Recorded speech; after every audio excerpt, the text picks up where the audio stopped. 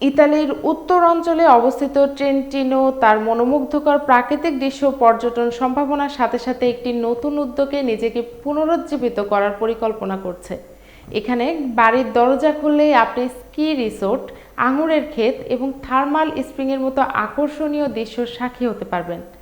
এই প্রদেশের dolomite Alps পর্বতমালার কোলে অগণিত পরিত্যক্ত বাড়ি রয়েছে। সরকারের একটি নতুন পরিকল্পনায় ট্রেন্টিনো প্রদেশে বসবাস শুরু করলে এসব বাড়ি সংস্কারের জন্য বিদেশি ও ইতালির নাগরিকদের জন্য বিভিন্ন অনুদান প্রদান করা হবে। সিএনএন এর এক প্রতিবেদন অনুযায়ী সংস্কারের জন্য অনুদান হিসেবে ৮৮,০০০ ইউরো এবং বাড়ি ক্রয়ের জন্য ২০,০০০ ইউরো দেওয়া হবে, যা বাংলাদেশি টাকায় ১,৩১,০০,০০০ টাকা। তবে এই সুযোগ গ্রহণকারীদের অবশ্যই ১০ বছর ধরে সেখানে বসবাস করতে হবে, অন্যথায় অনুদানের অর্থ ফেরত দিতে হবে। এই পরিকল্পনায় প্রদেশের ৩৩টি শহরকে অন্তর্ভুক্ত করা হবে। সিএনএন এর প্রতিবেদনে জানানো হয়েছে, নির্দিষ্ট শহরগুলোতে জনসংখ্যা ব্যাপকভাবে হ্রাস পাওয়ায় এই উদ্যোগ নেওয়া হয়েছে।